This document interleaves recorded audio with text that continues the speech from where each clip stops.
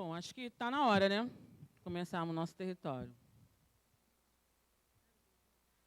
Bom, eu sou a Adriana Batista, quebradeira, como diz a Jussara da Velha Guarda. Eu vim do Polo da Rocinha e continuo aqui aos trancos e barrancos, na medida do possível, que conciliar trabalho, outra graduação que estou fazendo aqui está complicado. Mas vamos lá. Hoje, o nosso território vai falar sobre educação. Ou melhor, das diversas maneiras que os quebradeiros que estão aqui hoje lidam com isso no seu dia a dia. Nós teremos o Lúdio 1, com o tema Minha Música, Meu Quilombo. A Andressa Abraão, com o tema Reinventando a Escola, a Vez e a Voz dos Jovens. A Fabiana Silva, que vai falar sobre narrativa de crianças e jovens, a poesia como um ato de resistência e transformação social. A Luciana Andréia, que vai falar sobre a educação desmistificando o olhar da matemática. E o Carlos Alexandre, que vai falar Roda, Zona Autônoma Transitória. Tá? A gente combinou assim, como são diversos temas, a gente vai fazer assim, a seguinte dinâmica. Cada um vai falar cerca de 20 minutos, tem 20 minutos para falar sobre o seu tema, e nós vamos abrir mais 10 para a plateia fazer as intervenções, né, quiser interagir, dialogar. Depois a gente passando para outro, assim, na ordem das falas. Combinado, gente? Então, com vocês, eu vou passar para a Andressa, porque o Lud ainda não chegou. Ele chegando, a gente retoma e continua o trabalho. Ah, sim, bem lembrado aqui pela Luciana. O tema dessa mesa de hoje, desse território, é Reinventando Nós. Aliás, eu vou reproduzir aqui uma fala do Lud, que foi até publicada no site, pela BA, que eu acho que é muito bacana. Reinventemos nós, é o que acho que fazemos o tempo todo. E este nós é de amarrar também, onde amarramos nossas narrativas com outras narrativas para reinventarmos outras narrativas. E uso o verbo no imperativo afirmativo para salientar que é uma necessidade cotidiana. Lúdio 1. É isso, gente. Vamos começar. Andressa. Gente, boa tarde. Assim, eu tenho pavor de microfone. Tenho mais pavor de microfone do que falar em público. Então, assim, eu fiz alguns slides assim, para organizar a minha fala, tá? E por eu ser mulher e professora, eu preciso estar atenta a esse tempo de fala, tá? Por isso, eu tentei esquematizar para conseguir dar conta do que eu gostaria de compartilhar com vocês, né? Que é essa minha atuação na área de educação. Bom, eu sou formada pela UFRJ em Letras, né? Sou professora de português, mas graças a Alá, aos orixás, a Buda, eu nunca atuei naquela maneira convencional que a gente está acostumado como um professor de português, dando gramatiquices e conteudismos, assim. Eu atuo dentro de uma concepção de educação por projetos. E aí, dentro dessa dinâmica, né, de atuar por educação por projetos, eu tenho assim, uma boa sorte de interagir com diferentes públicos, porque eu tenho os meus alunos, né, da minha sala de aula, eu tenho contato com professores, porque eu também atuo em formação de professores, formando professores, como apoio, consultoria, e também tenho contato com as coordenadorias de ensino. Pode passar para mim? Ah, tá bem? Não, anterior, isso. Só para ir acompanhando, assim, né? Aí eu trouxe no slide, assim. E o que são as coordenadorias de ensino, né? São, na verdade, que a gente chama de metropolitana, porque eu estou falando aqui de ensino médio, então a rede estadual pública. E aí são as pessoas que ficam ali entre escola e a SEDUC. Mas assim, o meu contato mais direto são com esses professores e com os estudantes, né, os alunos desses professores e os meus alunos também, porque eu atuo como professora também, não só como formadora de professores, né? Bom, o que eu trouxe esse slide, eu quis trazer a base dessa quebrada, que é atuar na educação por projetos, para deixar um pouquinho claro o que move a minha atuação, que não é o dinheiro, né? Só porque, se fosse isso, eu já teria desistido. E, assim, existem alguns pontos numa conversa aí da Unesco, das Nações Unidas, relacionada a desenvolvimento humano. E aí eu selecionei, eu tirei mesmo, assim, por isso que não está 1, 2, 3, 4, né? Eu fui retirando esses pontos que a Unesco conversa sobre o que seria o desenvolvimento humano na educação. E esses pontos que a Unesco traz é o que realmente dá base à minha atuação nessa área, que seria acreditar que nenhuma vida humana é superior à outra, né, que todas as pessoas elas têm direito de desenvolver o potencial delas, que todo ser humano tem potencial, sim, e que as pessoas precisam de oportunidades, né, para poder desenvolver esse potencial. E, às vezes, os meninos e as meninas, né, eles precisam aprender a fazer escolhas, né, que muitas vezes eles têm lá uma oportunidade, mas eles não foram ainda, não têm um repertório, não têm ferramenta mesmo, referencial para fazerem essas escolhas. Então, entra aí esse professor para mediar esse processo, né? Ser um professor mediador e não um professor que resolve tudo, que responde tudo, mas incentivar esses meninos a pensarem, né, e encontrarem essas possibilidades aí de se desenvolverem. E, assim, o fio... Eu estou muito rápido, tá conseguindo, vocês estão conseguindo entender assim, qual é a minha quebrada? Tranquilo? Então, o fio condutor desse papo de educação por projetos, que é onde eu atuo. Na verdade, quando a gente diz educação por projetos, parece que é assim, né? O menino é um pontinho aqui e todas as setas para ele. Onde eu atuo e o que eu faço é o contrário. É um menino aqui e as setas para fora, né? Para a comunidade, para a escola, para diversos espaços, tá? Então, o protagonismo juvenil, que é um fio condutor dessa minha atuação, é acreditar, né, de verdade, que esse garoto e essa garota têm potencialidades múltiplas, né, de serem os atores principais dessa escola, porque é o meu ambiente, né, direto de trabalho. E que isso possa ser ampliado para outros espaços. Então, a escola, eu entendo a escola como antessala para o mundo, assim, sabe? Tipo, é um espaço para ele se exercitar e experimentar coisas para que ele possa levar para outros ambientes, assim. E entender esse protagonismo, né, que vem do grego, aí proto quer dizer primeiro, né, principal, e o agonista é lutador, é como se fosse o lutador principal. E aí vem as artes cênicas, né, e coloca como, né, o ator principal, na literatura é o personagem principal.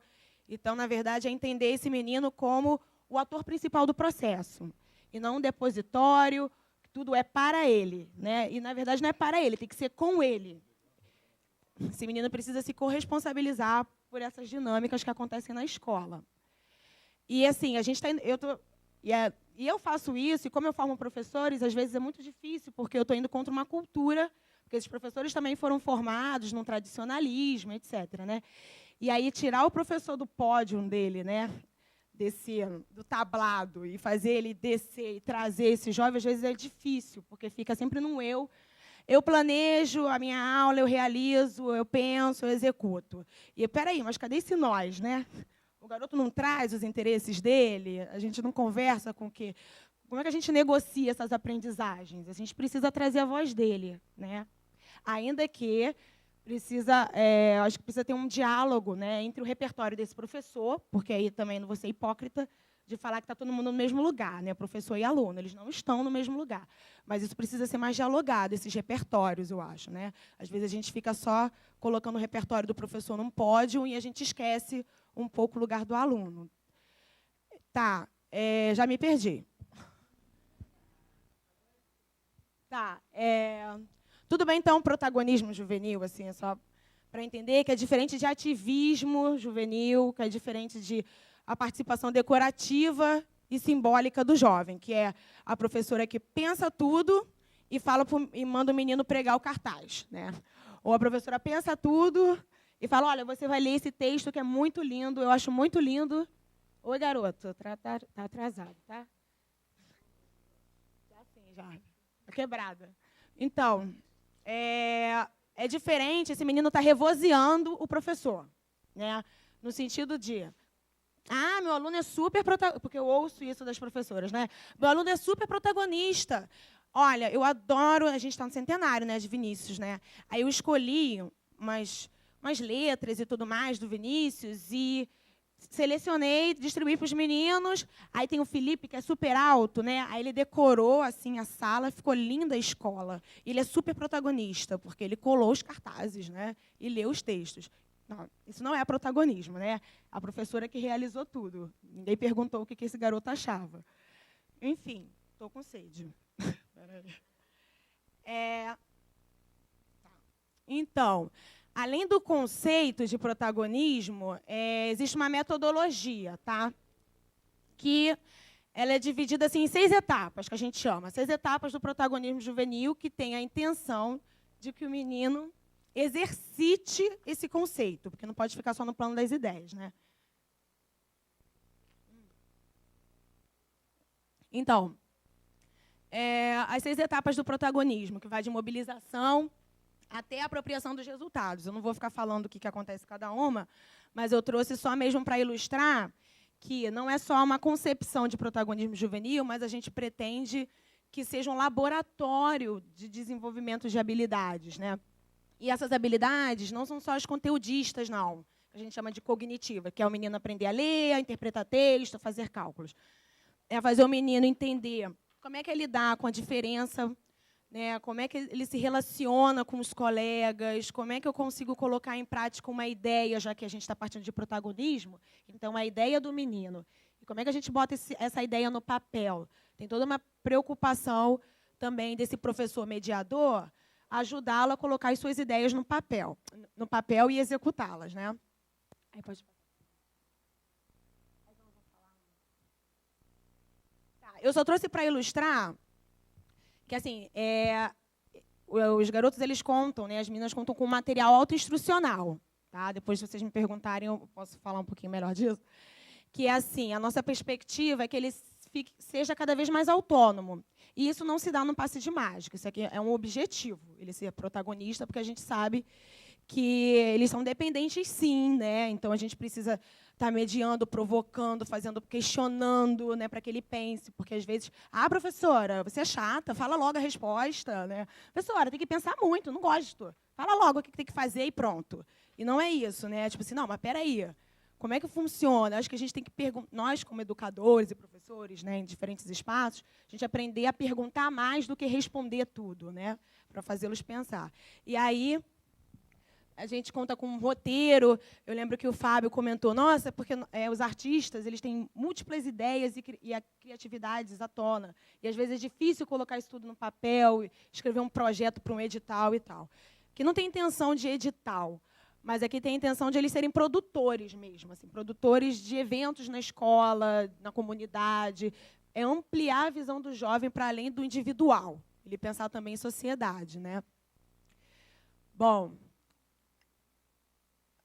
então, na prática, como é que isso é visualizando assim a sala, como é que ela é organizada para uma educação por projetos, mas aí com a base do protagonismo juvenil, que não é alguém pensando um projeto para os jovens, mas são eles pensando esses projetos.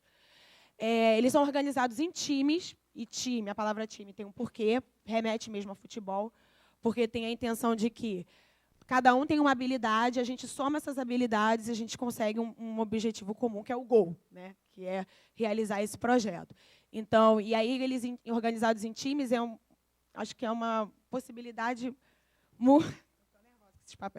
múltiplas assim, de eles se observarem com a alteridade, com a diferença do outro. Porque, às vezes, o colega X ele é mais comunicativo, o outro é mais tímido. Aí o outro gosta de mandar. Como é que a gente lidar com isso? E aí esse professor tentando, às vezes, até mediador de conflitos, porque eles brigam entre eles, né? Fulano, não sei o quê, eu não quero mais trabalhar com ele não é um bom líder, não sei o quê. E aí esse professor não deixar isso passar, né? Ele, peraí, vamos problematizar e vamos tentar dar conta dessa questão relacional. Então, como eu falei, a questão da aprendizagem colaborativa, né, dessa soma de habilidades dos meninos, eles reconhecerem o potencial, mas também os limites, porque quando a gente olha para os nossos limites, a gente consegue superá-los, né? A gente se desafia e supera. Então, não é um problema o fulaninho falar melhor, né? Já que o fulaninho fala melhor, como é que eu consigo, talvez, falar tão bem quanto o fulaninho, sabe? Tentar reconhecer a habilidade do outro e, talvez, agregar valor à minha habilidade. Então, esse professor orientador, mediador, o protagonismo sendo o palco desse desenvolvimento de inúmeras habilidades e a questão da educação por projetos que eu falei.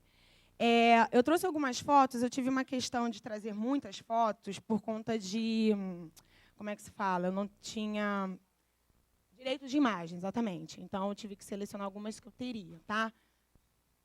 Pois é. E aí, eu trouxe só para conversar com vocês o seguinte. Essas aqui, eles se organizaram, eles queriam fazer uma ação protagonista de incentivo à leitura. E aí, qual foi a ação protagonista deles? Eles queriam entrar, iam nas salas de aula, faziam poesias, eu até trouxe algumas aqui, alguns versos e tal.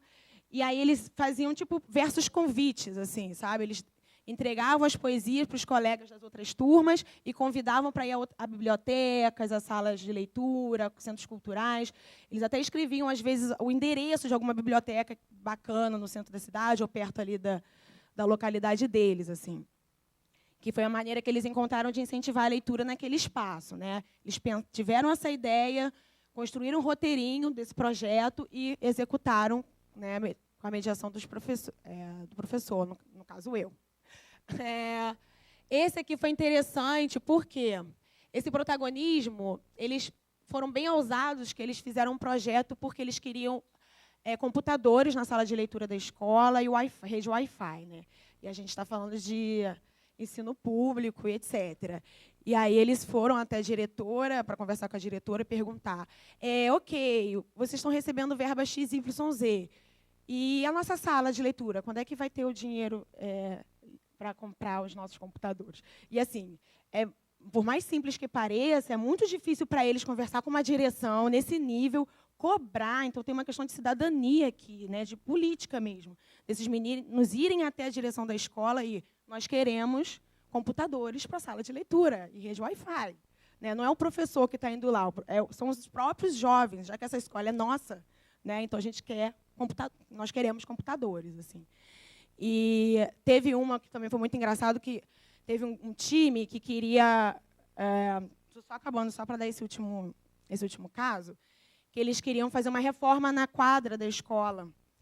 E aí a direção falou: olha, agora não vai dar para fazer isso e tal. Aí conversamos sobre captação de recursos, né? Que é comum a muitos de nós aqui. E aí eles foram nos empresários da área, digamos assim, o dono da padaria, o cara que vende água, etc., para ver se captava recursos assim, para reformar a quadra da escola. E eles falaram: não, professora, a gente é tudo nosso, a gente chega lá e fala, entendeu, que a gente quer uma grana para pintar a quadra da escola e tudo, e acabou. Falei: e não vai levar nada escrito, um projeto, né? Questão da credibilidade. Não, não tem essa não. Tudo nosso, tudo nosso. Deixei ir. Aí foram lá e levaram, obviamente, não, quem são vocês, né? Chegou um grupo lá, um time. Então, né, a gente quer pintar a quadra da escola, tem dinheiro aí, sem o mínimo de preocupação com a comunicação e etc. Né? Deixei eles serem frustrados, porque a frustração é importante para a aprendizagem também. Né? O não é importante. Aí voltaram falando 1000 palavrões e xingando o cara. E aí eu falei: não, então vamos lá. Por que será que deu errado? Então, essa questão da avaliação, né, de se perceber por que deu errado. E aí montaram um projetinho, né, foram com a blusa da escola e tudo, e prepararam uma comunicação para tentar captar esse recurso. Resumo da ópera: eles conseguiram a parceria com esses empresários, vão pintar a quadra da escola e tudo com esse dinheiro e tudo mais, e o combinado foi que essa quadra também fosse aberta para esses empresários fazerem nos sábados torneio, assim, né? Então eles fizeram uma, como é que fala isso? É uma negociação e é extremamente importante, né? Então é isso, gente, só para respeitar aqui o tempo. Obrigada, tá?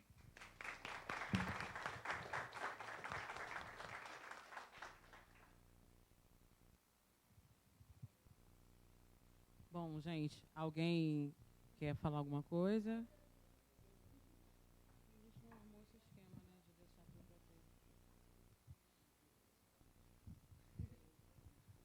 Oi, Andressa, gostei muito. Eu só não pesquei, não sei se você falou, eu não prestei atenção. Qual foi a formação que você fez? Como é que você chegou? Como é que você chegou a esse ponto? Como é que essa formação específica que você trouxe desse protagonismo juvenil, assim, se você se especializou, se isso é uma especialidade, né?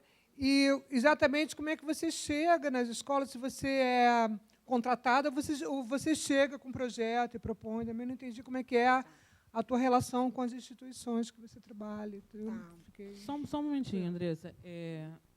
Ângela, como é que a gente vai fazer para poder passar para as pessoas aqui? Tem gente lá, dar um suporte aqui para a gente.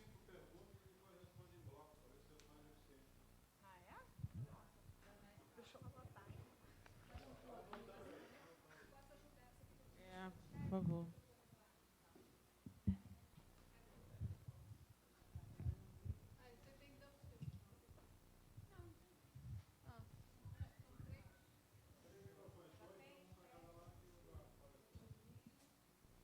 Parabéns pelo seu trabalho.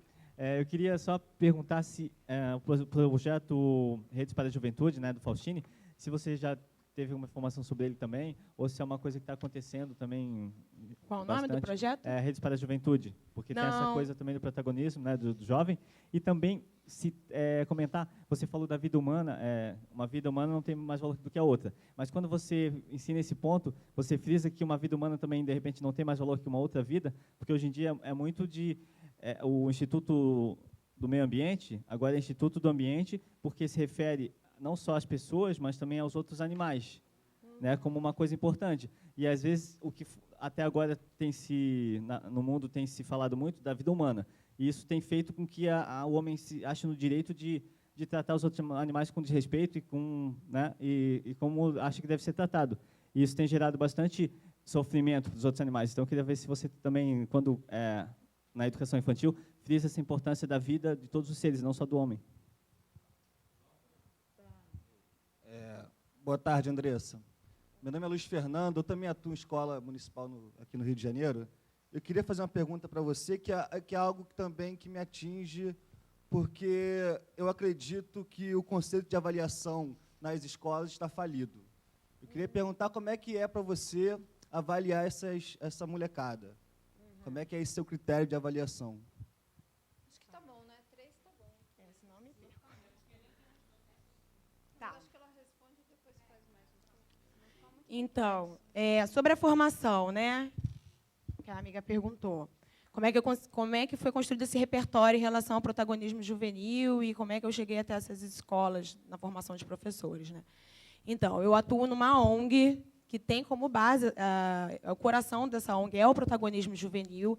A gente tem como força, que eu até também sugiro a leitura, de um educador mineiro chamado Antônio Carlos Gomes da Costa, que é um dos maiores representantes brasileiros nesse conceito, na metodologia do protagonismo juvenil, né, sempre mediando aí a gente tentar diferenciar aí dessa participação só simbólica, só decorativa da juventude, que é o menino que entrega uma flor, o menino que segura um cartaz, e a gente acha que ele está participando, né?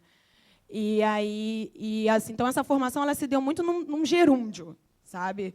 Em leituras, em estudo, que foi me oferecido com a formação da ONG, e também no acontecendo, muito assim, com a cara na realidade. Né? A gente sabe, eu atuo na rede estadual, então meu público são jovens de 16 a 20 e poucos anos, né? Ensino médio. Então, assim, e às vezes, e aquilo que eu falo, né? Tem uma diferença entre querer uma unidade de uma uniformidade. Porque quando a gente trabalha com programas, ainda mais em larga escala, às vezes existe um romantismo, né, de achar que vai ser tudo, todos os alunos são do mesmo jeito, isso vai impactar da mesma maneira, mas isso não acontece, né?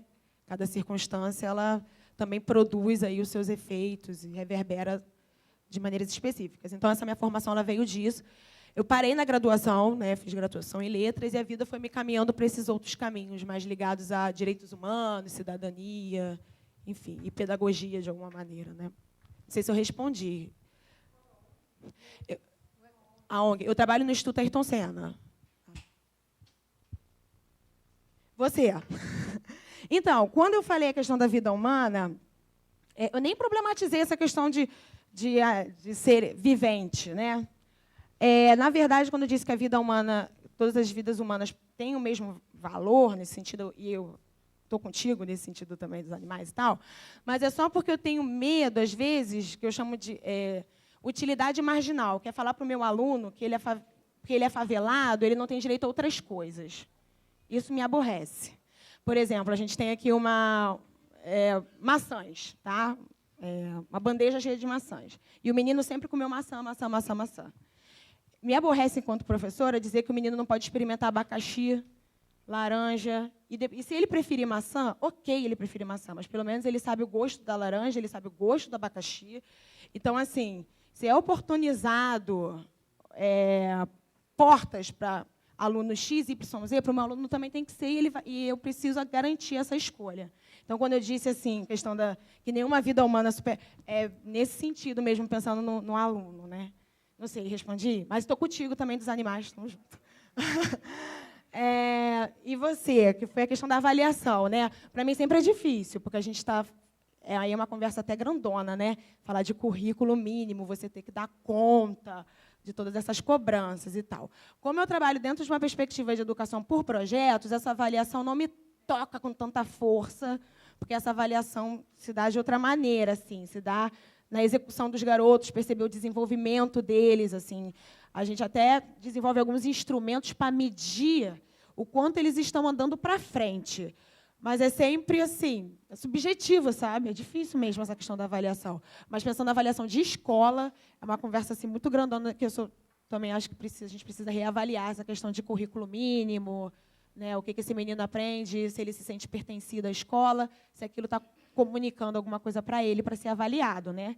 Não sei se eu respondi assim. Eu acho que não. Mas eu acho que, para mim, não toca tanto, porque não tenho essa avaliação de prova, por exemplo. Tá? Eu não dou prova. Como eu trabalho com projetos, não tem a prova e tal. Enfim. É isso. Obrigada, tá, gente, pela escuta.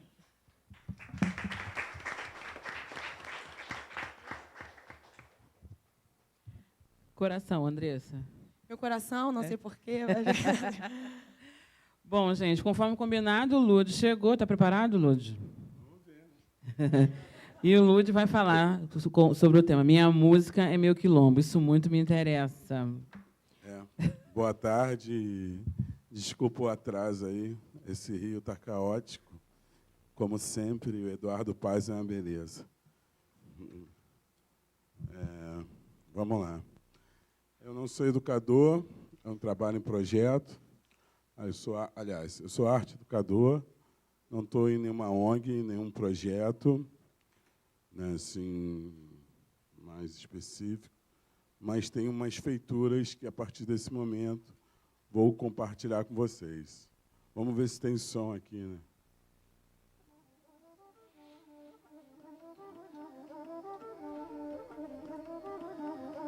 Vou falar um pouco da minha história. Pode aumentar um pouquinho. Tá bacana. Aí começa assim. Para falar de música, tem que ter música. Música é o alimento da alma. Então, eu começo falando de música, da minha trajetória e desse tema que para mim é tão caro, dessa forma. Minha música é meu quilombo. Por que isso?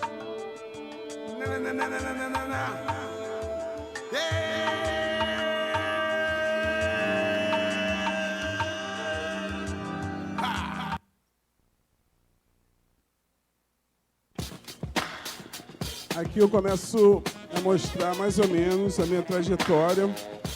Eu nasci no Morro do Dendê, na Ilha do Governador. Vou tomar um banho, vou sair desse marasmo, vou pular no teu pescoço para ver o que eu faço. E vou mostrar algumas coisas que eu estou fazendo, as minhas feituras.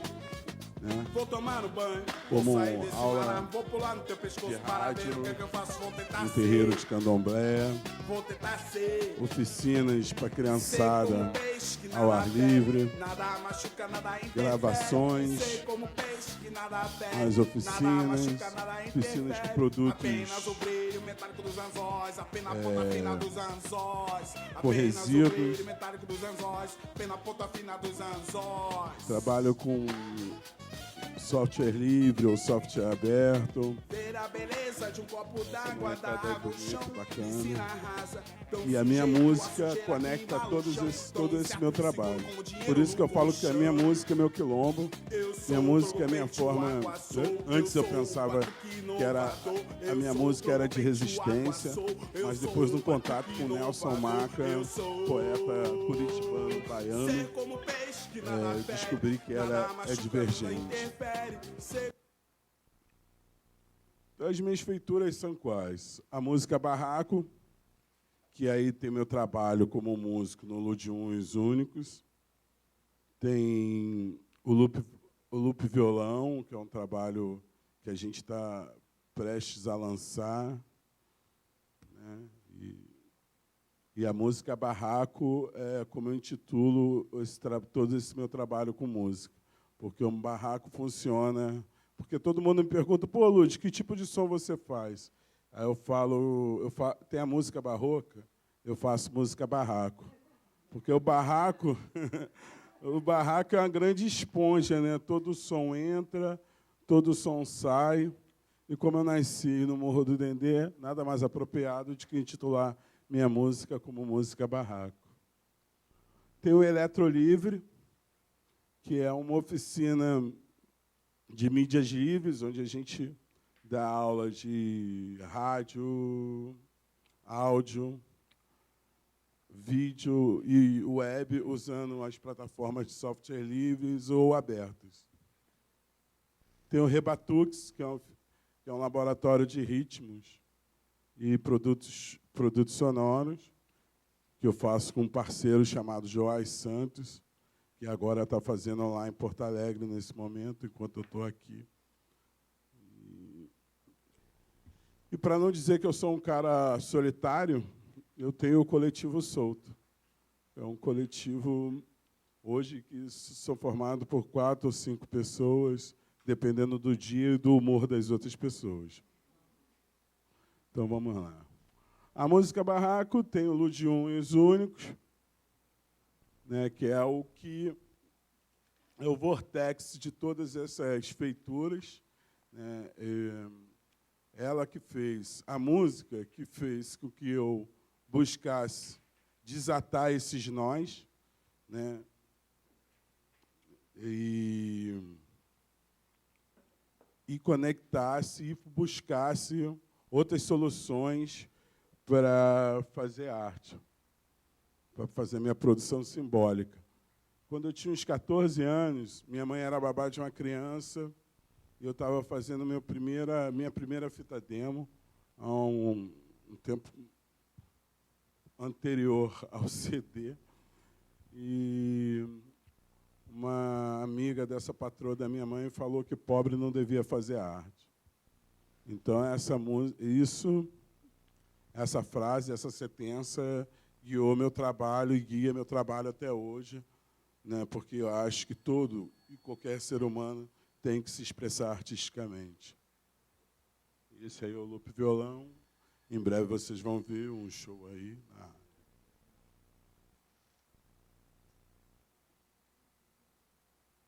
Por que eu falo música de resistência? Né? Antigamente eu falava muito sobre isso.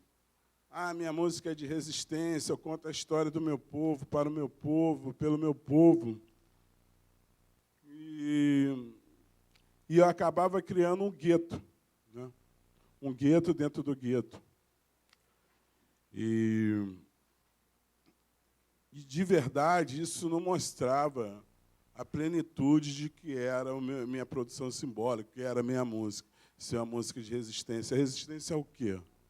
Né? Então, eu ficava sempre nessa dúvida. E aí, como eu falei, aquele encontro com o Nelson Maca, surgiu a música Divergente. Né? Tem a poesia divergente, tem o sarau Apafunk, que é um sarau divergente. Então, a gente está aglomerado, dentro dessa retórica de ser divergente, que muitas vezes pode até convergir, né, essa música, as ideias, né, umas ideias que são concorrentes, mas a gente está aqui para dizer, sou pobre, tenho uma expressão artística e vou botar ela na pista. Tá ligado? A parada é essa. É não calar. Ih, já 10 minutos? Então eu tenho que correr.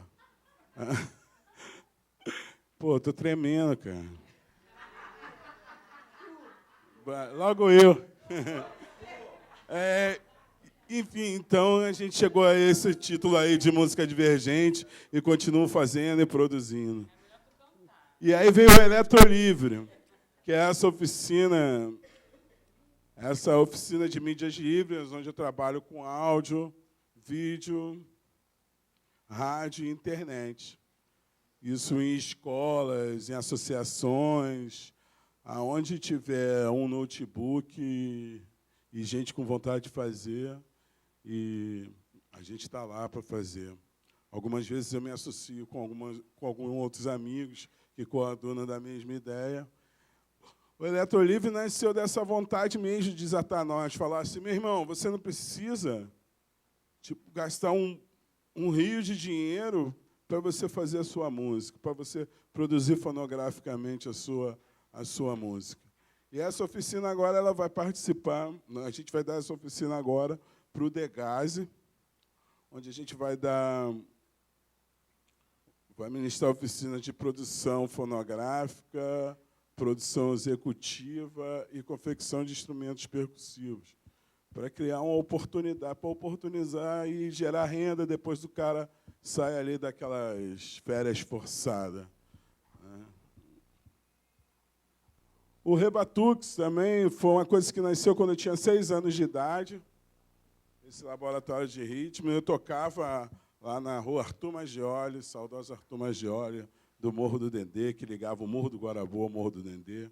A conurbação fez os 2 morros virarem um só. Não é não, Nuno?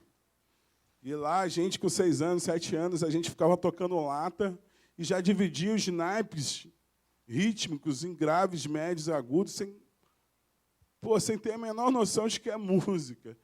E aí a gente ficava cantando os sambas, né? Tal domingo, colorido pelo amanhecer, e vários outros sambas belíssimos que eram da década de 80. E era molecada, eram uns 20 moleques assim na rua tocando lata e fazendo barulho até meia-noite. A vizinhança adorava. E eu fui muito sortudo e afortunado, porque eu era de uma vizinhança muito musical, né? Tinha uma equipe do som ao lado da minha casa, tinha uma vila que tocava música brega, era lindo, saiu uma porradaria com música, tinha um terreiro de candomblé no fundo da minha casa. E aí veio o Coletivo Solto. O Coletivo Solto é essa nossa proposta de democratizar essa produção fonográfica, já que a gente acha que é tão caro fazer um disco, então a gente quer a FOSP dizer, não, meu irmão, dá para se fazer um disco de qualidade com um custo muito baixo, ou quase zero. Muitas vezes a gente troca serviço, né? É muito comum acontecer isso dentro do Coletivo Solto. Aí a gente fez esse videozinho aqui em software livre para vocês assistirem. Muito pouca gente se interessou pelas demonstrações experimentais. Era muito rápido. Esse é o vídeo que a gente usa agora para todos os produtos que a gente fez. Esse ano a gente fez 30 lançamentos, entre mixtapes, álbuns e singles online, dentro desse esquema pão com ovo, usando software livre ou software aberto, fazendo escambo, fazendo essa troca de serviço e democratizando essa produção fonográfica.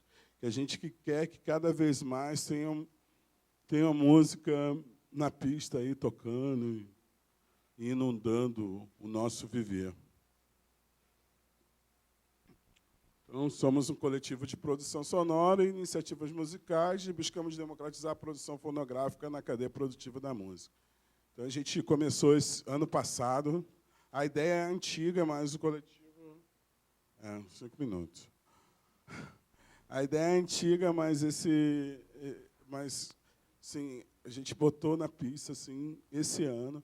Então, de janeiro até hoje, a gente produziu esses 30 lançamentos aí, é só buscar na internet, que está lá. Outra coisa que a gente gosta muito é de disponibilizar o download gratuito, que a gente acha que músico tem que ganhar dinheiro em show. Eu sei que é difícil, mas a gente vive tentando, né? A gente procura isso. E o CD é apenas uma vitrine, né? Já que ninguém mais compra isso, ou quase não compra. E esses foram alguns dos nossos lançamentos. Meu single, foi o primeiro single, o segundo single, o álbum do DJ Mohamed, Malok, o Nokepi, que é outro single, o Pelas Ruas, do TH e com LC, outro single, LC da... Hã? O LC? TH é do Sem Miséria. Então, lançou lá com a gente. Isso aqui acho que é um terço do que a gente tem. O Luiz Capucho, que é um artista já rodado, que está gravando com a gente, Poema Maldito. O Zamorano também lançou o single dele, e esse foi o meu primeiro single, Formigas Me Mordem. Então, a nossa ideia é essa, é disponibilizar a música, democratizar a música, a produção fonográfica, né? E a gente está aí caminhando nesse 1 ano de vida, praticamente, né? Em janeiro a gente faz 1 ano, se Deus quiser, a gente vai fazer uma grande festa. O que é isso? E esse também foi um clipe que é o primeiro, é o pré-lançamento da próxima música minha. Vocês estão vendo em primeira mão.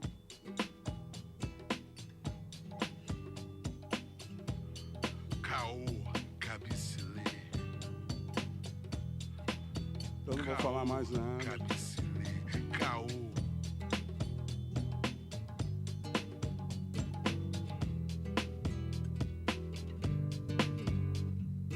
Ocioba.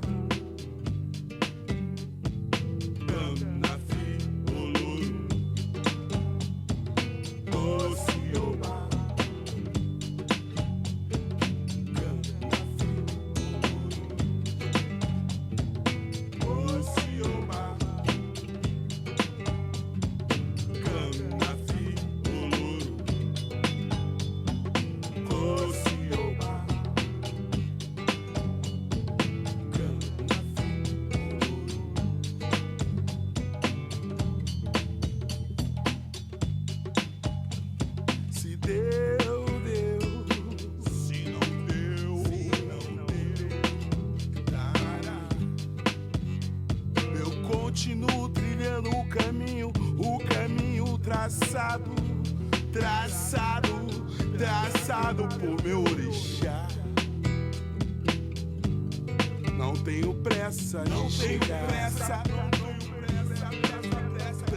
de chegar. É a malandragem é saber chegar devagar. Sou filho de Xangô, embalado nos braços e abraços da minha mãe e Iemanjá. De Xangô, embalado nos braços da mãe e Iemanjá. Odoiá, sou filho de Xangô. Sou filho de Xangô. Sou filho de Xangô.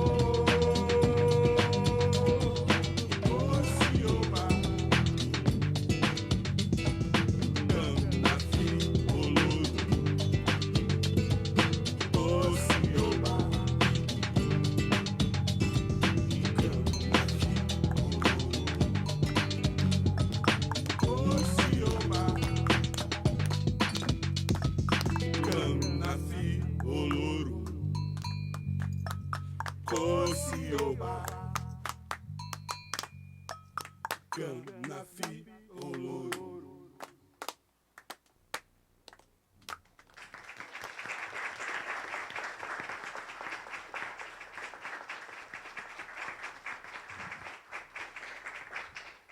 Então é isso, gente. Muito obrigado. Esse foi meu território, nessa correria. Pode aumentar um pouquinho nessa correria aí. Espero ter passado um pouco do que é. Em 20 minutos não dá para contar 20 anos de história, mas eu tentei condensar ao máximo. Eu tenho muita dificuldade com esse negócio de tempo, né?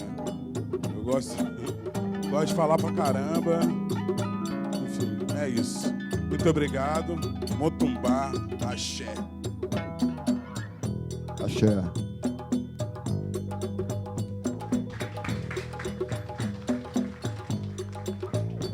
Já pode fazer pergunta? Preparado, Ludinho? Posso fazer? Pode. Parabéns pela apresentação, altíssimo nível, bem refinado. Gostei muito da produção também da exposição. Mas eu pediria que você fizesse a gentileza, eu peço que você faça a gentileza, de falar um pouco mais sobre os instrumentos, sobre a oficina desses instrumentos que você mencionou, que aliás nem consegui entender bem o nome, podendo repetir. E também contar um pouco sobre esse seu caso de amor aí com o poeta Maca. Como é que se deu esse encontro aí e deu essa revirada no seu conceito. Obrigado. Responde logo. Então, Lud, boa tarde. Fiquei curioso em saber suas referências musicais para compor todo o seu repertório de trabalho durante esses anos. Basicamente isso.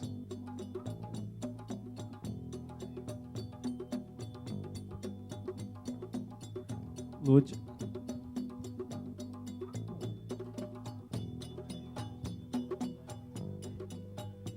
Oi, Lud. Eu queria te perguntar o seguinte, se tem alguma... Se você em algum momento estudou música, né, qual é a sua relação com os instrumentos, né, se você executa os instrumentos,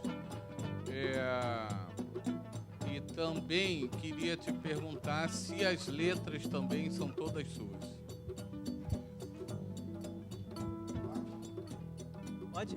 Então, só estou muito feliz por você, Lud, porque a gente é colega lá do Tempo Glauber. Ano passado, que tu começou a fazer cinema, a gente fez lá com o Orlando Senna, no Irradiar. E assim, eu achei um puro visual impressionante, tanto nas capas quanto até esse clipe. Então, eu queria saber se esse coletivo, isso também vem de ti. Eu acho que também vem porque tu estava fazendo cinema. Ou se também esse coletivo, quem mais que está por trás disso também. Parabéns. E só para complementar, se é tudo de graça, quem é que faz toda essa arte e tal? Como é que é? Tudo? 30 discos de graça, com arte, com som nessa qualidade. Qual é a mágica? Então, vamos lá. Primeira pergunta. Esqueci seu nome. Wellington. O Rebatuques, quer dizer, antes era Reciclando Batuques, né? Mas, na verdade, esse é o brincando com os R's, né? Hoje a gente já tem 12 R's, né? Reciclar, reduzir, reutilizar. Então, a gente utiliza... Como é que funciona a oficina? A gente começa primeiro fazendo essa oficina de percussão corporal e depois a gente dá uma volta na escola pelo lixo, né, todos calçados com luvas, pelo lixo da escola, buscando sons... Segura aqui para mim, que possa...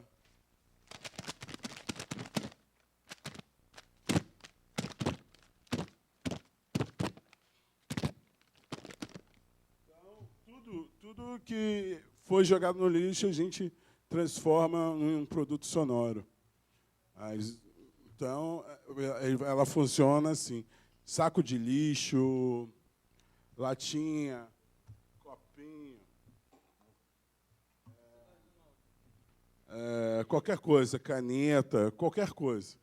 Que vai depender da nossa criatividade, da nossa disponibilidade de tempo. Na última oficina, e aí a gente fala porque é o laboratório de ritmos, porque a gente trabalha dentro dos ritmos afro-nordestinos. E a gente começa a contar a história da percussão lá desde o começo, né, desde que, para a gente, o berço da música é a África, e a percussão foi a primeira forma de comunicação, antes mesmo da palavra. Sabe? Tipo, a gente pode dividir assim, ó. Segura aqui para mim. Vocês fazem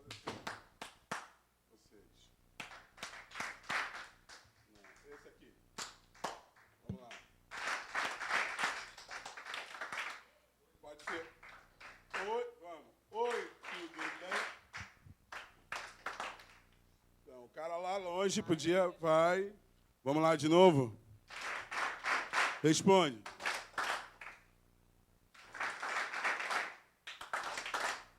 Então, a partir daí começa a comunicação, né? Convite. Convidado, sim. E a outra pergunta foi... Não, a gente é pago. A gente é uma oficina onde a gente é contratado para a escola. A gente fez Férias Nota 10 há pouco tempo em Niterói. O Férias Nota 10 em Niterói. Tudo é uma conversa. A escola entra em contato com a gente, uma boca a boca, as pessoas vão falando, tem a oficina do Lud lá, e o Joás Santos. E aí a gente é convidado e a gente faz. A gente monta um projeto, às vezes. A gente já tem um projeto montado e mostra. O projeto é assim e a gente adequa às condições da escola, ou da associação, ou do grupo de pessoas. E o Nelson Maca, cara, eu fiz o curso de extensão de agente popular Fala Favela na UF, e aí teve um evento que era Poesia Favela, se eu não me engano, e eu conheci o Nelson Maca ali, naquele evento. Eu fui para assistir, me chamaram lá para cantar uma música, e foi lindo, foi uma troca assim, e a gente, a partir daquele momento, a gente começou a trocar correspondência via e-mail, Facebook, trocar essa ideia até hoje. Cara, 2011, se eu não me engano. Eu sou ruim com data pra caramba. Daí, é isso? Agora, do meu brother, estilo musical, cara. A música barraco, ela tem um manifesto que a gente fala. O movimento é libertário, de correntes de pensamento são pré-estabelecidos, moldando o ser, o espaço, o pensamento, numa nova direção, numa nova dimensão, a nova música, a nova arte. No meio do olho do caos, influências múltiplas, qualquer origem, qualquer estilo. Bem-vindo ao meu barraco, bem-vindo ao meu lar.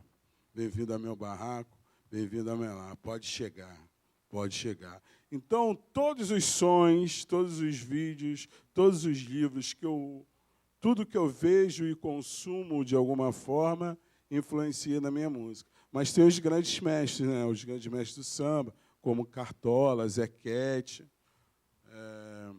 Carlos Cachaça, Nelson do Cavaquinho. Tem os grandes mestres do funk, né? O da soul music brasileira, Tim Maia, Trio Mocotó, e da música gringa, né? A música negra mundial, né? Que a música negra... Eu divido a música em música erudita e música pop. E a música pop, o berço é total, África. Então, a música negra me comove bastante. Não importa que ela seja feita no Sudão, no Japão, no Jalapão, ou em ou qualquer inho. Ela vai me tocar, né? Então, as influências são múltiplas. Basquiat, Parliamente, Funkadelic, Cacá Diegues, Jorge Amado, Nuno, Quebradas, Numa, cada um de vocês. O que vocês me falam entra na minha música. Valeu, tenho 5 minutos. Espera aí. Está aí explicado mais ou menos o repertório aí? Então, mas eu escuto muito música negra americana por causa dessa equipe de som que tinha do lado da minha casa naquela época, na década de... Eu nasci em 72, acabei de falar a minha idade. Eu nasci em 72, eu não vi Kennedy morrer, nem assassinei Martin Luther King. Nasci em 72. Tinha uma equipe de som, naquela época não se chamava equipe de som, chamada The Halleys, igual o Cometa. Então, os caras tinham uma porrada de disco, assim, eu era alucinado. Com 5 anos de idade, cara, eu ficava mexendo naqueles discos. E eles queriam me assustar, eles me mostraram um disco chamado Margot Brains, do Funkadelic, que é uma negra saindo de dentro da terra, assim, com a boca aberta. Pena que eu não estou com a imagem aqui, no meu computador tem. E, pô, eu adorei aquilo. Aquele disco ali virou meu disco de cabeceira. Eu escuto Margot Brains todos os dias da minha vida. esse disco, Mago Brains, o I Love Supreme, do Joe Coltrane, Canção do Amor Demais, que é Elisete Cardoso, né? São discos que eu estou sempre escutando. E tem o Led Zeppelin também, o Black Sabbath, esses caras. Né? Qual foi o outro estilo musical? Quem perguntou isso? Não, foi ele que...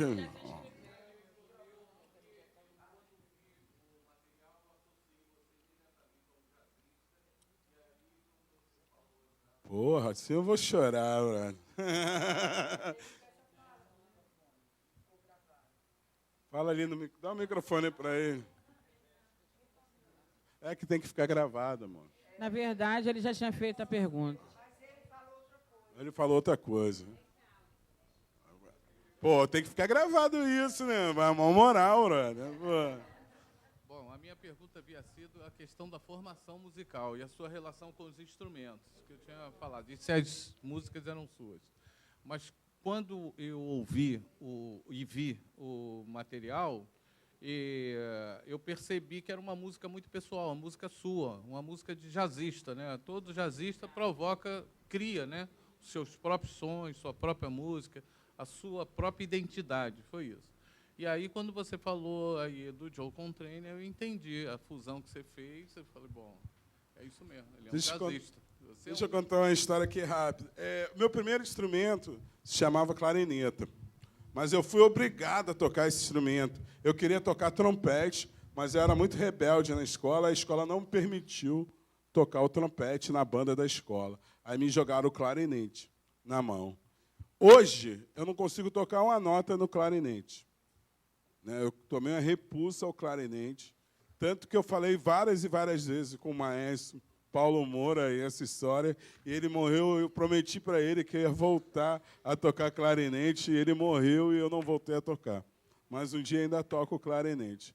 E a percussão também, né, foi um caminho. Eu não toco nenhum instrumento de corda, a não ser as pregas vocais, né, que é o meu instrumento preferido, né? Cantar, para mim, é uma coisa que me toca bastante e é um instrumento caro. Beleza? A outra pergunta é letras. Quem perguntou a letras? Não, da letras. Não, ela quer saber de onde... E as letras são minhas, composições são minhas. Sobre o coletivo solto, então, a gente ainda não decidiu como a gente ganha dinheiro com o coletivo solto. Que a proposta não era ganhar dinheiro, por isso que a gente tem todo outro trabalho, por isso que é solto.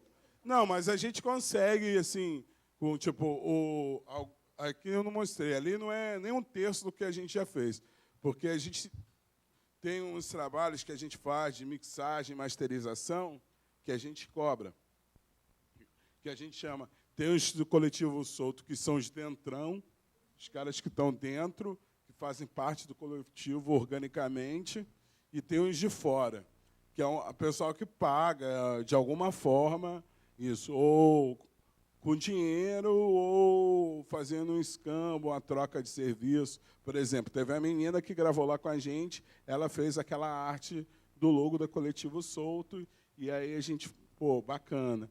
E aí uma menina agora está criando toda a identidade visual e a gente está gravando o disco do namorado dela. Então, a gente deixa de gastar um dinheiro fazendo identidade visual e faz essa troca do serviço. Mas a gente consegue, ainda não, a pretensão do coletivo solto não é ficar rico com a música, porque todo mundo já tentou ficar rico com a música, né? Todo mundo já explorou bastante os artistas, principalmente artistas de periferia, principalmente artista negro, né? Todo mundo já explorou bastante, né? Todo mundo já explorou bastante o candomblé, né? Para mim, o candomblé não existiria a música brasileira sem o candomblé. Me desculpe as outras religiões aqui representadas, mas a grande verdade é essa, né?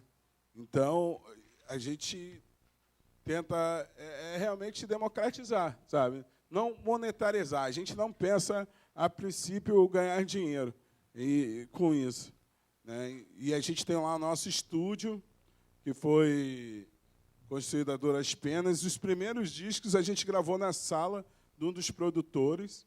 E quem faz as artes da capa ou sou eu ou o Felipe Castro, que é o produtor fonográfico do Coletivo Solto. Eu sou produtor executivo e a gente fica revezando na criação das artes. Então, quando o cara fala assim, quero fazer um disco Coletivo Solto, a gente senta lá e conversa, dá uma brifada lá, o que ele quer, ouve o som lá que o cara tem, e aí a gente começa a pensar na concepa da arte. 5 minutos? Já acabou. E é assim. E é assim que funciona. Obrigado. Boa tarde. Amo todos vocês. Obrigado.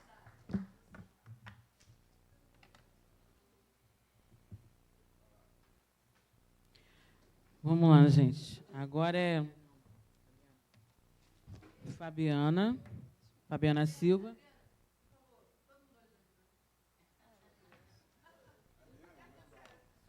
Fazendo pose, é isso mesmo? Vamos lá. Fabiana Silva. E o tema do território dela, narrativa de crianças e jovens, a poesia como um ato de resistência e transformação social.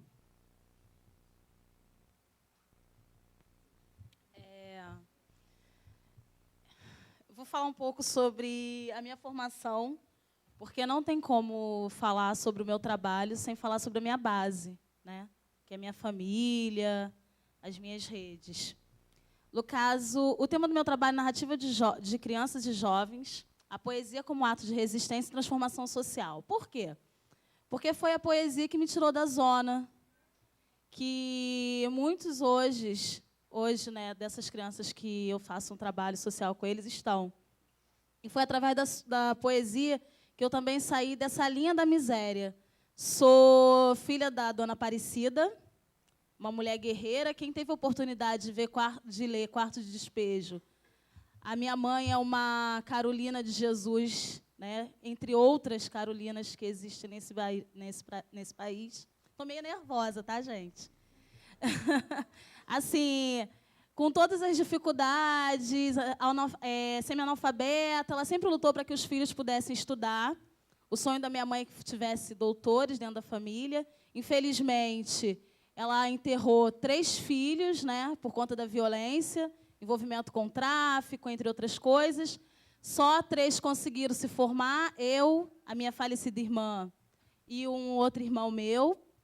Ainda tenho um irmão hoje em dia envolvido com o tráfico, assim, um jovem que a gente tenta e entra.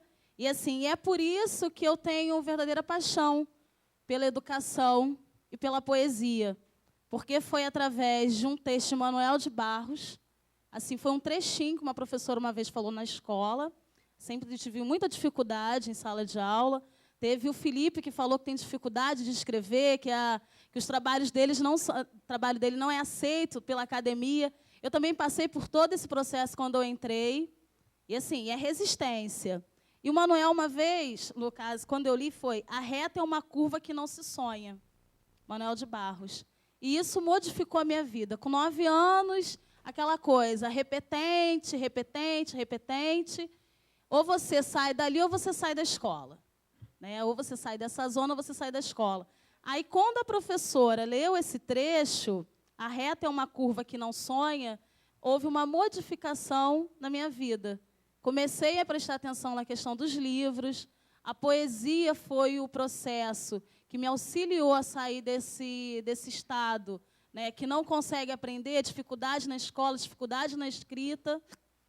E a poesia ela me forneceu a base para poder fazer essa mudança.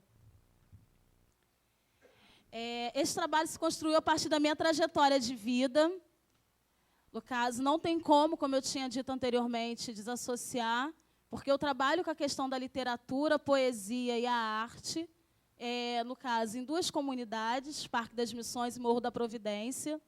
Um trabalho é totalmente ligado ao outro, não tem como desassociar. tenho como foco para essa apresentação de territórios narrativa desses sujeitos. Assim. Eu falei um pouco sobre a minha formação e sobre a minha base, para vocês entenderem um pouquinho a minha paixão por esses sujeitos, no caso, que são essas crianças, esses jovens, que, assim como eu, passam por toda essa dificuldade. Eu passei, eles estão passando nesse momento. Eles precisam que a gente tenha esse outro olhar, esse olhar de carinho, esse olhar de paixão. A Andressa, ela falou que o jovem ele tem que ser protagonista do seu processo de aprendizagem. Né? Ela não falou dessa forma, mas deu essa ideia. E é isso, esses jovens também têm que ser protagonistas, e, para isso, eles precisam de um apoio. Vamos lá. Comecei assim. Passei para a universidade pública, depois de muita dificuldade, muita luta. Já tive vários trabalhos, já fui doméstica, vendedora de bala dentro de ônibus. Assim, teve todo um caminhar. Passei para a universidade pública. Aí chega lá com aquela coisa da ingenuidade. Né? Nossa, passei, que legal. Tá. Como se manter nesse espaço?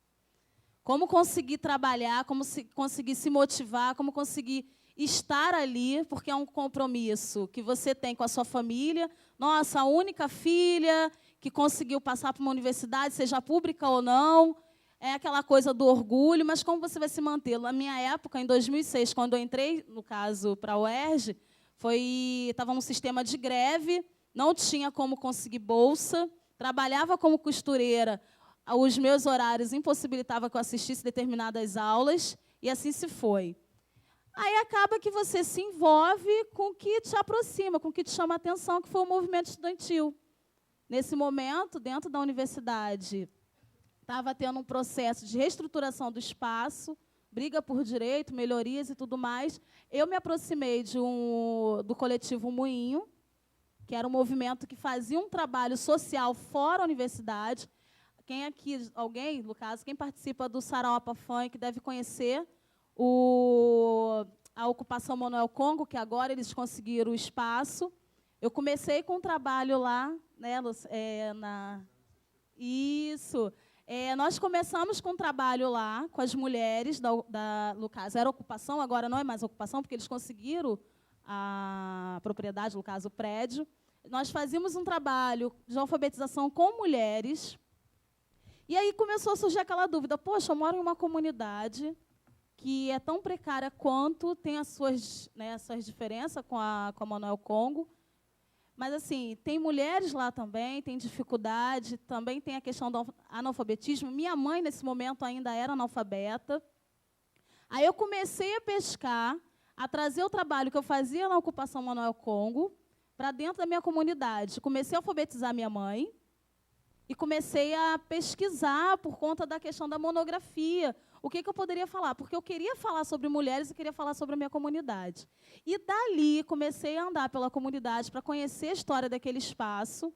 Conheci a Regina, que é uma mulher, né, analfabeta, que empregava 26 mulheres fazendo acabamento de bolsas de papéis, que são essas bolsas, essas azulzinhas. No caso, tem várias outras, né? Aí eu comecei a trabalhar com a questão das narrativas dessas mulheres. Uma dessas mulheres é a Creide, que é Cleide, né? Porque ela fala Creide, mas é coisa. Aí, no caso, comecei a trabalhar com a narrativa dessas mulheres que, assim como a minha mãe, e assim como a Carolina, tem toda essa dificuldade da questão da miséria, da questão do respeito, da questão da responsabilidade com os filhos. Se eu estiver falando rápido demais, vocês, por favor, me dêem um toque. Assim, e, no caso, comecei a trabalhar com as narrativas dessas mulheres.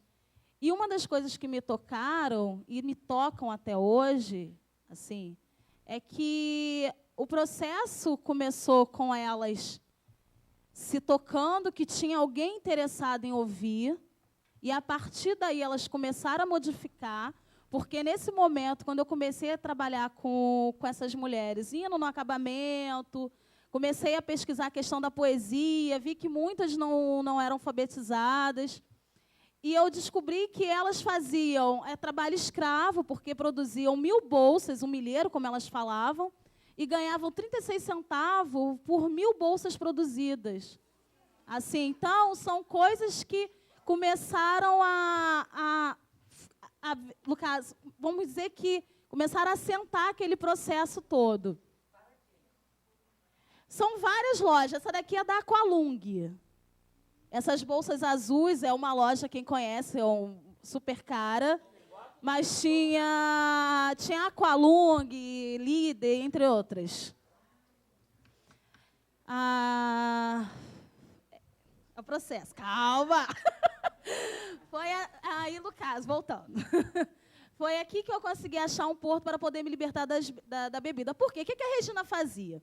A Regina passava pela comunidade, ia pegando essas mulheres que tinham envolvimento com droga, ou então que tinha perdido o filho por questão do tráfico, ou então que o filho tinha envolvimento, ou que o marido era, que passava necessidade, e levava essas mulheres para trabalhar ali com ela. Por quê? Porque, por mais que seja pouco, elas, além disso, a Regina conseguia, porque era aquela coisa, né? Ela não tinha essa noção, que além desse dinheirinho que elas conseguiam, no caso, por semana, R$80, que elas trabalhavam muito, tinha vezes que elas viravam à noite trabalhando. A Regina conseguia também cesta básica, com esse patrão que dava essa cesta básica como um meio de cala-boca, né? E elas iam trabalhar com a Regina por conta disso, que também era outra explorada. Essa é a Carol. A Carol trabalhava, quando eu conheci, filha da Regina. O meu trabalho começou em 2007.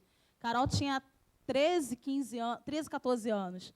Hoje ela vai começar a farmácia em agosto do ano que vem, né, porque ela começou e trancou por conta de uma dificuldade do irmão dela que teve um AVC, que o Eric tem... Ai, Jesus do céu, esqueci o nome da doença agora, mas eu vou lembrar. Aí, no caso, a Carol trabalhava no acabamento, fazendo essas bolsas.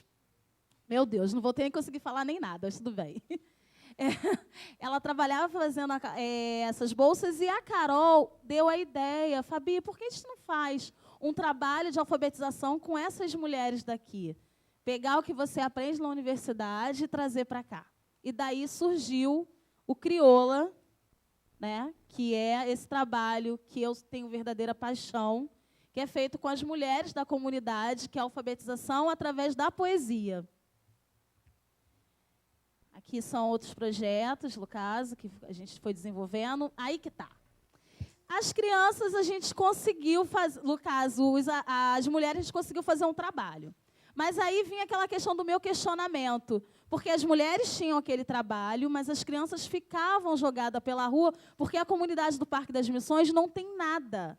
Não tem nenhum centro esportivo, não, a escola, a biblioteca começou a abrir depois dessas demandas que a gente começou a levar, porque era aquele processo, biblioteca de escola pública, o aluno vai utilizar aquele espaço, mas depois de certo horário não pode entrar, não pode mexer no livro, não pode tocar. Aí começou a questão, o que fazer com essas crianças também. Daí surgiu o sarau de poesia, porque o brincar deles era assim, era brincar de arma.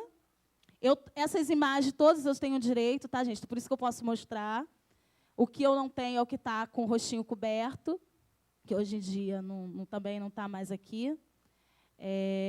No caso, essas crianças brincavam de arma pela comunidade, e com a poesia começou a ver essa coisa da aproximação com o mundo da escola, porque eles fugiam também, porque a escola não tinha prazer para eles, assim, não trazia nada de diferente.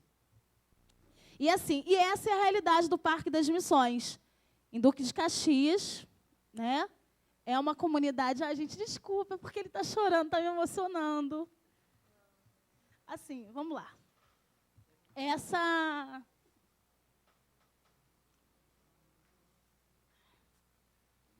Esse é o Parque das Missões. Assim, tem a comunidade lá à frente, quem passa na linha vermelha não vê essa realidade que tem lá atrás. Assim, que a gente chama de Colômbia do Parque. Por que Colômbia? Porque na frente é aquela coisa bem bonitinha e atrás é onde você vê essa vivência da miséria. E foi através dessa... Vamos lá, peraí. Foi por conta disso aqui, eu sei, gente, tem várias fotos e tudo mais, mas infelizmente não tem como, depois eu posso até passar. Isso é atrás da minha casa. Eu tinha ouvido um barulho e fui ver o que era. Aí essas crianças estavam brincando. Mas essa daqui eu não botei, porque é uma cena pesada e eu não tenho direito. E tinha uma criança, Diego, irmão da Camila, irmão da Milena, ele estava comendo amêndoa podre, né? Que cai, ele pegou do chão e estava comendo. Aí eu comecei a conversar com ele, eu perguntei para ele, poxa, Diego, ele é bem pequenininho, tinha 2, 3 anos na época, você não gostaria de participar do Sarau de Poesia, não? Aí a Camila, a irmã dele, respondeu, mas ele é muito pequenininho, não pode contribuir com nada, não pode participar. Porque a Camila já era uma menina que fazia o Sarau de Poesia comigo. Aí eu falei, como não? Ele pode ser a bailarina. Você não gosta tanto da poesia da Cecília? Ele pode ser a bailarina. Por que bailarina só porque? Não, mas ele é homem, não sei o quê. Aí começou. Dali surgiu a ideia, eu conversando com alguns amigos da faculdade, que tinham uma condição financeira melhor, surgiu a ideia do apadrinhamento, que é assim, cada pessoa que se sentir mobilizada, pega e compra uma roupinha, um sapato, um brinquedo, e leva um determinado dia. No caso, a gente faz no Natal e no Dia das Crianças. E dá para essa criança. Quem quiser falar, olha, eu sou seu padrinho, beleza. Quem não quiser, também é o direito. E desse apadrinhamento, a gente começou com o evento com 62 amigos, foi para 103, 280, esse ano está 426, e assim se vai. Assim. Na comunidade, no Parque das Missões, você consegue ver narrativa como essa. A Simone, ela tem 13 anos, não frequenta a escola. Eu perguntei para ela porque ela não podia participar do Sarau de Poesia, porque pelo menos você foge um pouquinho dessa realidade através da literatura. Eu sempre brinco com eles, que eles podem fugir dali. E ela me respondeu, você me perguntou se eu ainda sei sonhar.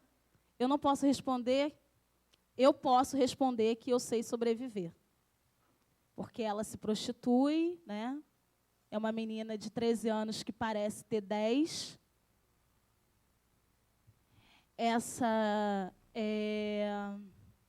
Isso aqui, esse menino já não está mais assim.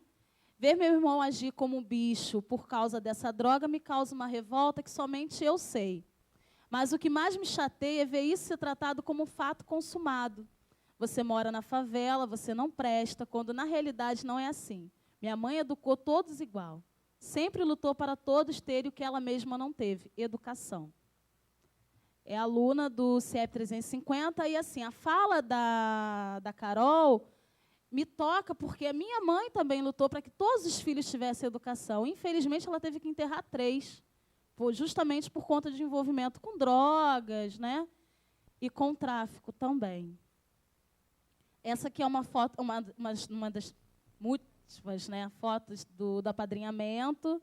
Esse é o Sandro, meu amigo, meu parceiro, professor. A maioria das pessoas são professores, dos padrinhos. São só umas fotos. Assim, gente, eu vou passar para vocês entenderem. Aprendendo e ensinando uma relação crescente, sarau de poesia.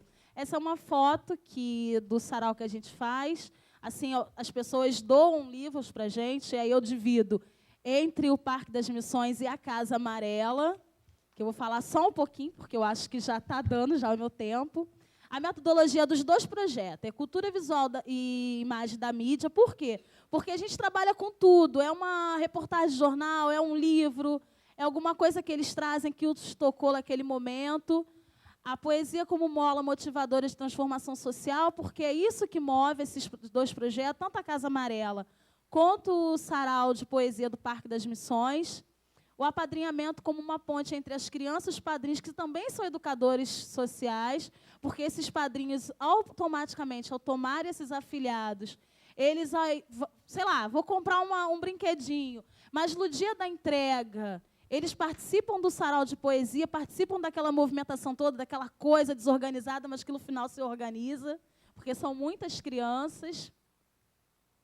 Agora eu vou falar um pouquinho sobre o meu trabalho na Casa Amarela. Assim, vou dar uma corrida, de repente podemos falar um pouco mais depois. A Casa Amarela, é o Centro Cultural Casa Amarela, fica aqui na Providência. A Nívia Andrade é uma das madrinhas do apadrinho, do caso, do Parque das Missões. A Nívia me chamou para fazer o mesmo trabalho que eu faço com as crianças do Parque das Missões aqui na Providência. Por quê? A Providência, como todo mundo sabe, tá essa coisa do boom, teleférico, isso, aquilo, mas é para a parte baixa da Providência. Quem mora no alto do morro, ou então nas encostas, não tem nada. Assim, então, a Casa Amarela surgiu como um ponto de referência para que essas crianças e esses jovens pudessem ter um contato maior com a cultura. A Casa Amarela surgiu em 2007, 2008. Foi uma briga do Maurício Ora, que é um fotógrafo morador da Providência. Né? Casa Amarela por quê? Porque no momento não tinha tinta quando eles foram comprar, né? Então só tinha tinta amarela, pintaram de amarelo e ficou como referência dentro da comunidade. Qualquer um, se você chegar na Providência e perguntar onde é a Casa Amarela, todo mundo vai saber te informar. E assim, me convidou para fazer o mesmo trabalho e eu fui lá fazer com a cara e com a coragem, mas era uma coisa muito pé no chão. Eles tinham um espaço, mas não tinham contato nenhum. Aí eu conversando com um amigo meu, falei para ele sobre, que eu falei, gente, eu estou apaixonada por aquilo ali é muito bom. Assim, as crianças têm uma possibilidade de sair dessa zona, porque tem uma coisa muito parecida, assim, a questão da pacificação, ela é para gringo ver. Quem está ali vê que ainda tem a questão da droga, do tráfico, das dificuldades, eles têm dificuldade de saneamento básico. Só tem a diferença do Parque das Missões. É no alto, o Parque das Missões é periférico, no caso, é na parte baixa, né? E lá é a casa, a Casa Amarela fica no alto do morro. Mas tem as mesmas dificuldades, falta de luz, água, esgoto, tem questão toda de saneamento básico e tem as questões das crianças também. Que só tem uma diferença da Casa do Parque das Missões para a Casa Amarela. As crianças têm a Casa Amarela e as crianças têm a possibilidade de descer e fazer cursos pela região, né, portuária, que tem os jornas, que eles também frequentam, que oferece vários outros cursos. E também tem casa de leitura e tudo mais. Aqui são os meus bebês participando do Sarau de Poesia em homenagem a Ana Maria Machado, que aceitou um convite nosso. Um amigo meu, como eu tinha dito anteriormente, mas acabei interrompendo, é parceiro dela, mandou um e-mail falando sobre o trabalho que a gente estava fazendo, se ela não gostaria de participar, porque ela é a madrinha do projeto. A Casa Amarela tem a sala, o espaço de leitura Ana Maria Machado, que surgiu depois da leitura do livro No Meio do Caminho, que quem conhece é um dos livros mais lindos que ela tem. Tem as minhas questões, por conta da menina bonita do laço de fita, mas tem outras coisas a mais que ela faz que são perfeitas. Nós fomos. Esse aqui, para vocês verem, é o espaço de leitura, né? A sala de leitura Ana Maria Machado. Esse é o David se encantando com o livro. Isso aqui é a casa cheia. Então, a gente atende desde os pequenininhos, 2, 3 anos, vai até os 19, como o Romário, que agora é homenzinho, porque entrou para o quartel. Eu peguei essa foto porque as meninas aqui do Museu de Arte do Rio foram fazer um trabalho com eles. Já deu. E eu trouxe para você para mostrar. E a gente, a partir de todos os outros projetos, a gente conseguiu fazer com que a comunidade se envolvesse com espaços de leitura na Maria Machado, produzindo estandarte, fantasia, no caso, instrumentos musicais. E a gente lançou um bloco, Amarelo Providencial, que abriu esse ano o desfile dos escravos da Mauá. Entendeu? Está chique, gente. Muito trabalho. E, assim, envolvimento da família mesmo, com o Sarau de Poesia, esse ano, com a Festa Junina. E eu trabalho com a ideia de atualização identitária, ou seja, de que as identidades vão sendo atualizadas nesse jogo social vigente. Ou seja, não é porque você nasceu aqui que você tem que morrer aqui. Você pode, sim, nascer aqui e sair daqui. E é isso que eu falo para essas crianças, para esses jovens. Aí tem o referencial biográfico, porque tem aquela coisa, né, de falar e tudo mais. Gente, eu espero que tenha poder de contribuir um pouquinho. Obrigada.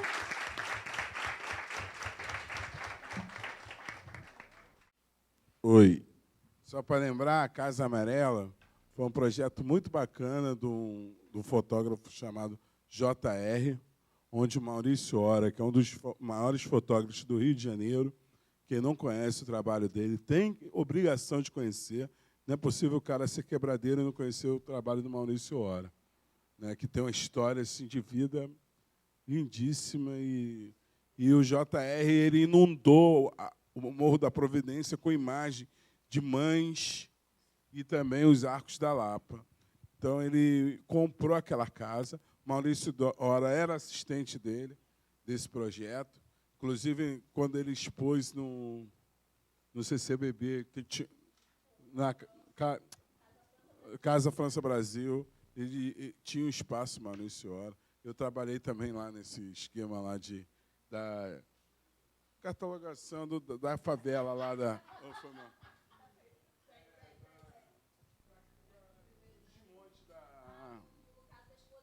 Da exposição.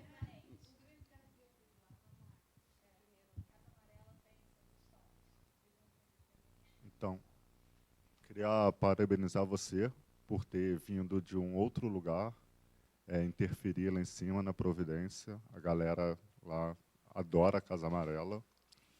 Eu não tenho muita oportunidade de ir exatamente por isso, por causa do acesso. Eu sei que quando você solta lá da Kombi, tem que subir um monte, a vida é corrida.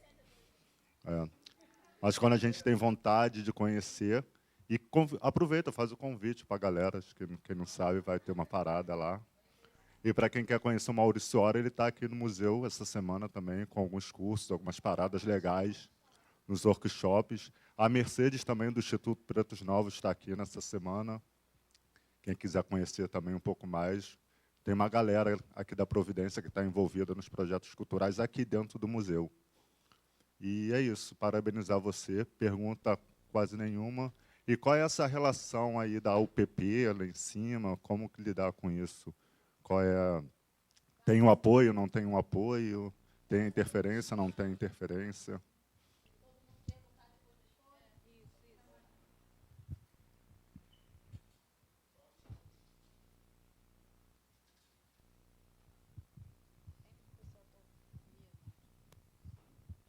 Boa tarde, esqueci teu nome, é Fabiana Silva. Eu adorei o trabalho, assim, gostei muito. Eu já conheço o Parque das Missões, porque eu gravei lá faz muito, muito tempo mesmo, acho que eu tinha uns 22 anos. Eu fazia um trabalho com era uma instituição que tinha os governantes da Itália, era uma organização junto com a Itália, e eles... Era quase a mesma coisa que você faz com a sua universidade, né? Apadrinhar umas crianças da comunidade. E eles davam cursos, mas não era direto no Parque das Missões, era na Tijuca. E aí a gente foi chamado, assim, porque eu trabalho com a produtora, né? Além do Projeto Morrinho, tem a TV Morrinho, e a gente foi chamado para registrar esse acontecimento. E quando eu cheguei lá, eu fiquei muito chocado, porque eu vivo em comunidade, moro no Pereirão, e essa coisa que você mostrou, assim, ela choca muito dentro da gente, porque é a nossa vivência, né? É o dia a dia de quem já foi criança, de quem é jovem. Eu gostei muito do que você falou, não é porque você mora aqui, ou você nasceu, foi criado aqui nesse barraco, que você não pode sonhar e não ter uma oportunidade de sair daqui, conhecer o mundo, porque o mundo é tão grande, e às vezes, acho que quem está no poder não quer deixar a gente conhecer esse mundo, bloqueia a nossa mente. E eu gostei muito desse negócio do padrinho, eu queria saber, não é nem uma pergunta, é mais para te elogiar mesmo, te dar um obrigado, como criança, assim. E eu queria saber se eu posso me candidatar a ser um dos padrinhos, mesmo não sendo da universidade, sei lá, mas o que eu puder oferecer de carinho, não só presente, mas, sabe, atenção, um conselho. E como eu faço, ela tem que conversar com você ou ir lá. E muito obrigado, assim, parabéns, cara. Vai longe, assim, continua. Só rapidinho, antes de responder todas as perguntas. Olha assim, porque como a gente correu, eu tinha... Porque não adianta falar de um trabalho sem falar do outro. Então, eu queria falar sobre a Casa Amarela. Mas, assim, o apadrinhamento começou na universidade, mas já tomou um outro caminho. Aqui temos 2, Lud e Andressa, são padrinhos. Tem uma menina, a Jussara, também, lá fora também. Você também. No caso, não, é outra menina. Então, assim, começou dentro da universidade com esses meus amigos, foi minha turma, mas se ampliou. Então, qualquer um que queira ser padrinho, pode, e eu peço que seja. Porque, assim, gente, é o nosso pouco que faz muito. Assim, é uma roupinha, um sapato e um brinquedo. Fabiana, eu gasto R$50 com isso. Vocês não têm noção o quanto que vocês vão ganhar. Quem puder ir, melhor ainda. Eu sempre falo que quem for, né, ganha muito mais. Tá?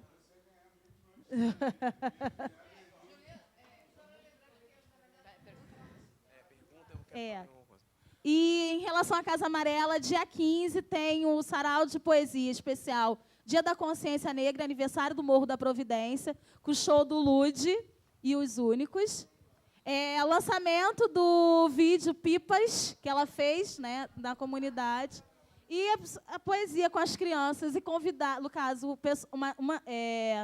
3 crianças do Parque das Missões também vão participar do sarau na Providência. Então, é só isso. Começar às 3 horas da tarde, vai até 10 horas da noite, aí depois eu explico. Fabiana, eu posso levar o meu coletivo Pó de Poesia para lá? Tá bom. Beleza. Eu também quero ser padrinho também. Então, você citou Colômbia, como eu estive lá recentemente, realmente na capital Bogotá é muito semelhante à periferia de Bogotá, tanto que eu fiz algumas fotos, só que na ilha de San Andrés, que fica na Colômbia, há bastante descendentes de negros que eram escravos, e o governo, meio que aquela ilha ficou sendo, para eles tomarem conta mesmo e cuidarem, e também tem um número limitado de pessoas que podem morar lá. Ninguém pode morar na ilha, só casando com alguém da ilha. E eles falam que a riqueza da ilha se dá 3 coisas, que é cocos, homens negros e mulheres negras. E a ilha é maravilhosa, assim, e os problemas sociais são contidos, porque eles mesmos que estão cuidando lá da ilha, eles cuidam com tanto amor, e não tem essa injustiça que tem em Bogotá. Então, não tem uma diferença muito grande da Colômbia de San Andrés e da Colômbia de Bogotá. E você citou ali, é realmente parecido. Última pergunta para ela responder e ouvir os outros colegas, tá? Ô, Fabiana, beleza? Tranquilidade?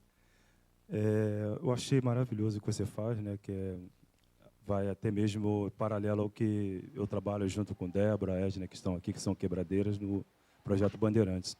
A minha pergunta, já tendo em vista que você tem esse máximo de dificuldade, como é que é feito depois de um certo tempo com esses jovens, né? Por exemplo, você falou de uma coisa de agora, o que está acontecendo agora com eles. Depois de uma certa faixa de idade, tem algum tipo de encaminhamento? Se o projeto ele tem um cronograma que visa isso?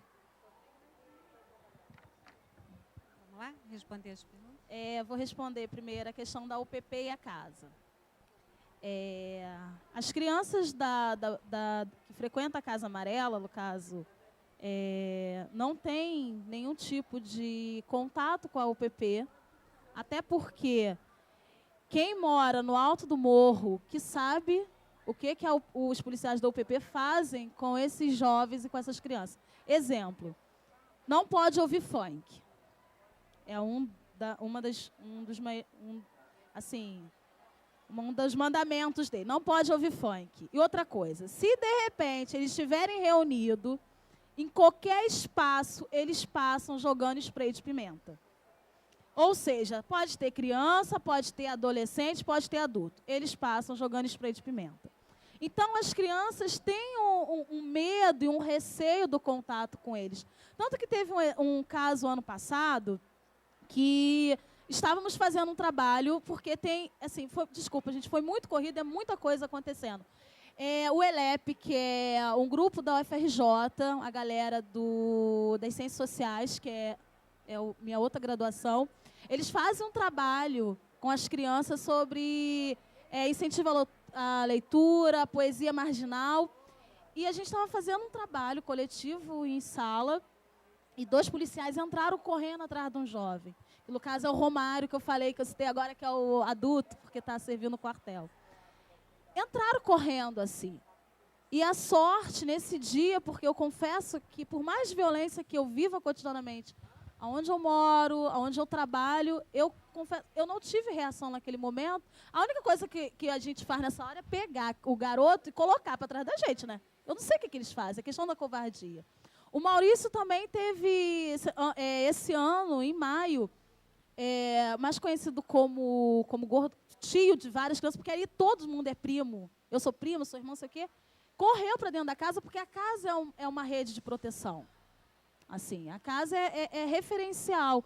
Os policiais com a arma empunham, correndo atrás mesmo, eu não sei como é que se fala, desengatilhada, né? Assim, para poder atirar. E eles, é isso que se fala? Destravada. Então, eles correram atrás desse rapaz e ele se jogou literalmente para dentro da casa. Nós estávamos, nesse momento, limpando o espaço porque ia ter um evento de desarquitetura que teve lá na Casa Amarela, que a Casa Amarela sediou. Então, essa relação entre a UPP, a comunidade, porque a Casa Amarela ela é da comunidade, não é um espaço meu, do Maurício ou do JR, é o espaço da comunidade. Então, a casa ela é proteção mesmo, tanto que quando as crianças ali estão, a gente não tem esse tipo de dificuldade. Desculpa. Não, é um centro cultural. É uma casa que o JR comprou em um momento que a Providência estava vivendo aquela questão das emoções. Estava vivendo, não, ainda está vivendo, né, porque quem conhece a história, essa questão das emoções aqui da zona portuária, a Providência passa por isso. Então, o JR ele se mobilizou junto com o Maurício e comprar esse espaço e cedeu esse espaço para a comunidade. Ou seja, dentro do espaço tem a exposição permanente do Maurício Hora. Quem for dia 15 vai ter a oportunidade de conhecer essa exposição. E, assim, tem o ELEP, tem a Justiça Comunitária, tem os espaços de leitura na Maria Machado, uma casa enorme. Assim, respondi? Em relação ao que a gente faz com essas crianças. No Parque das Missões, tanto no Parque das Missões quanto na Casa Amarela, a gente lida com várias faixas etárias, né? Vem desde o pequenininho ao adolescente que está se encaminhando para o mercado de trabalho, né, e tudo mais. A gente teve, no Parque das Missões, o nosso... Não que os outros não sejam ganhos, mas, assim, o maior ganho é fazer com que o que a gente faz com o apadrinhamento com o sarau de poesia seja referência dentro da própria comunidade. Ou seja, a Fabiana é a tia da poesia. As crianças que fazem poesia são as crianças diferentes.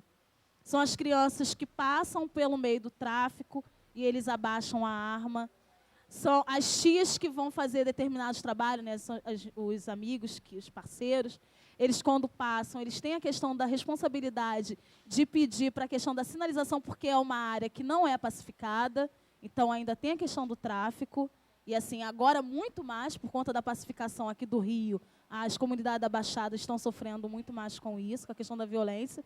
Então, o que a gente faz? A gente, com a poesia, a gente já consegue transformar a vida desses sujeitos. Então, eles, a partir da poesia, eles começam a melhorar na escola, principalmente em disciplinas como o português. E, assim, começa a escola, porque o maior ganho dentro do Parque das Missões foi a escola mudar o olhar que ela tinha em relação a esses jovens. Porque eu fui aluna do CIEV 350 e, assim, do meu tempo até 2 anos atrás, nada se modificou. A biblioteca ainda era fechada, o aluno, no caso, não podia ter acesso. Então, é esse ganho que o Sarau pôde trazer para a comunidade. A gente dá oportunidade para esses jovens, a partir da leitura e da poesia, ver que existe outro caminho. No caso, a Carol entrando para a UFRJ, fazendo farmácia. A Rafaela, que hoje é parceira do Apadrim também, consegue padrinhos na geografia, passando para a geografia, é mostrar que existem outros caminhos dentro da comunidade do Parque das Missões. Com a Casa Amarela, eu comecei na Casa Amarela ano passado. Então, a gente já deu, assim, começou muito pouquinho, os jovens ainda não estão se encaminhando para o mercado de trabalho, a não ser o Romário, que entrou nesse momento para o Exército. Tá? Só isso.